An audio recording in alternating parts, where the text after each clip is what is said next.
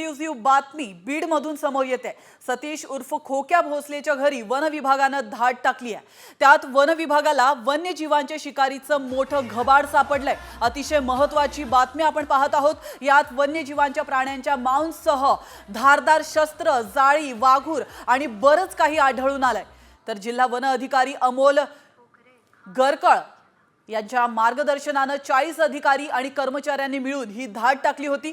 तपासात मोर आणि हरिण मारणारे जाळे देखील आढळून आले। तर सतीश भोसले प्रकरणामध्ये नवनवीन खुलासे होत आहेत आणि या पार्श्वभूमीवर आता या खोक्या भाईच्या घरामध्ये धाड टाकण्यात आली आहे आणि मोठं घबाड हे वन अधिकाऱ्यांना सापडलं।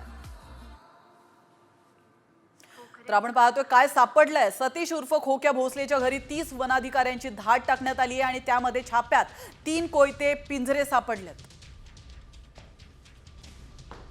मोर पकडण्याचं जाळं या छाप्यामध्ये सापडलंय। हरिण पकडण्याचा फास वन विभागाला सापडलाय। तर वन विभागाच्या छाप्यात लोखंडी प्लेट्स, सुकं मांस देखील आढळलंय।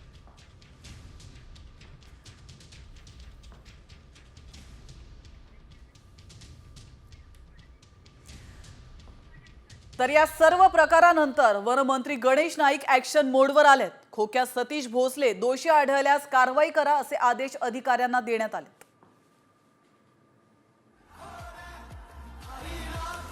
तर आपण पाहतो आता वनमंत्री देखील ऍक्शन मोडवर आलेले आहेत आणि सतीश भोसले याच्या विरोधात कारवाई करण्याचे आदेश त्यांनी दिलेले आहेत। खोक्या सतीश भोसले दोषी आढळल्यास कारवाई करा असे आदेश त्यांनी अधिकाऱ्यांना दिलेले आहेत आणि त्या पार्श्वभूमीवर काय कारवाई केली जाते हे पाहणं महत्त्वाचं आहे। अशा प्रकारची वृत्तवाहिन्यांमध्ये माहिती सांगितलेली आहे।